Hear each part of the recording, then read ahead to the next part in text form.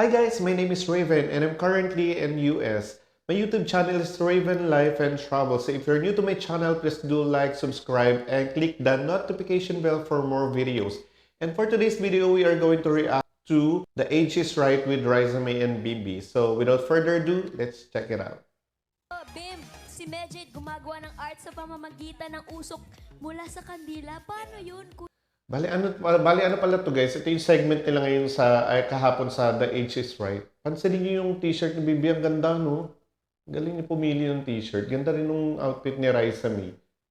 Doon mo mapapansin guys, yung mga Pilipino talaga, sobrang dami ng talent, no? Iba-ibang talent. May mga matutuklasan ka pa, akala mo yun lang yung talent na alam nila. Pero may kakaiba pa rin silang talent. Tulad na to, sa uso. Aminin nyo guys, no, during pandemic, sobrang stressful ng life, pero sobrang lakas ng online noon that time. Kaya yung mga tao, nagkaroon sila ng time with family, tapos ng mga time tulad nito ni May Jade.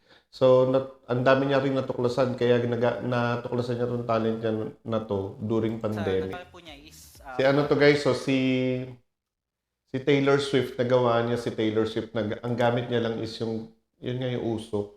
O hindi naman talaga madali gawin yung mga ganito guys.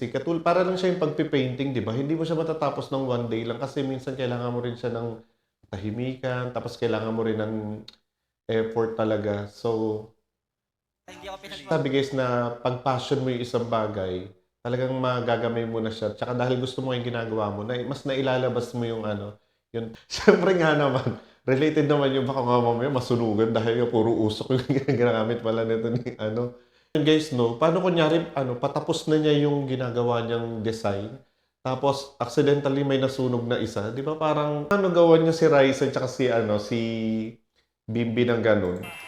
Kaya ba? Parang mahirap yun ah. Sila Bimbi na nag-request guys. Sige po. Go, go. Pwede patingin pa demo naman po kahit konti lang. Ito Ayan. mga Dabber Cats. Meron. Kung gagawa siya ng isa, kahit na gawin niya ng mga 3 days to 1 week. Kung gano'n naman yung price, 30 to 40,000, di ba? Parang, yun, galing sa usok yung gawa niya, tapos biglang gano'n na yung kinalabasan, di ba?